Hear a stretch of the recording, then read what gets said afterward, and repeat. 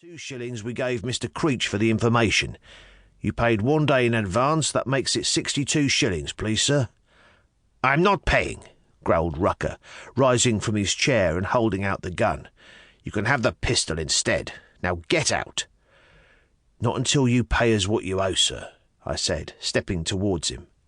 In a flash, a knife appeared in his hand. Out, he snarled.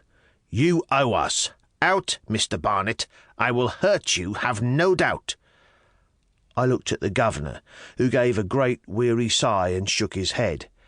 The both of us knew there was nothing we could do, least not then and there. I took the ancient gun and slipped it in my pocket. We won't forget your debt, sir, said the governor as we backed to the door, and we will collect. Money being tight, we had to walk all the way to the women's sanctuary in Kennington, where Etty, the governor's sister, had asked us to deliver a bag of Christmas gifts. As we hurried through the storm, he cursed. Will this rain never stop?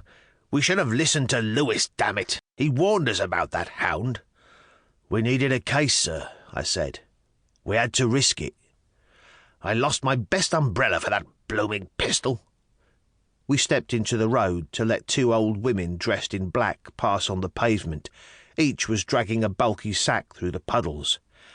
That money would have paid for Christmas. I was looking forward to a good bit of beef.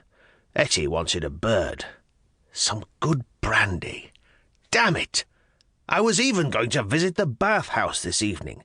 Isabel does prefer me washed at Christmas. What about you, Norman? Why don't you join us? Sydney's asked me, but thanks. You might be eating bread and cheese anyway. Lewis can pay this year, he said. I think I paid last year. You didn't, sir. No? Said he, disappointed. I thought I did. Reverend Jebb opened the door to us. We just stepped into the hallway of the sanctuary when his eyes widened. Good heavens, he said. We both turned, and there, climbing down from a 4-wheeler in front of the building, were 4 Africans. At the front was a short woman wearing a rough woolen coat and a pair of coachman's gloves. Behind were 2 tall blokes. The older wore corduroys and an Italian hat, to which he'd stuck ribbons that hung down limp and wet. The younger, who wore military overalls, was only a young lad. Last out of the carriage was a broad, strong fellow, dressed in a moleskin suit and a necklace of feathers. Each one of them, man and woman, wore earrings. "Good afternoon," said Reverend Jebb as they walked up the path towards us. He bent his neck as he always did when greeting people he wasn't sure of. "How can I help you?" The lady came to stop on the doorstep. "The chaplain sent us, Father," she said, taking Jebb's hand. She shook it hard, staring up at him. "We are in trouble and need sanctuary. We're good Christians, sir.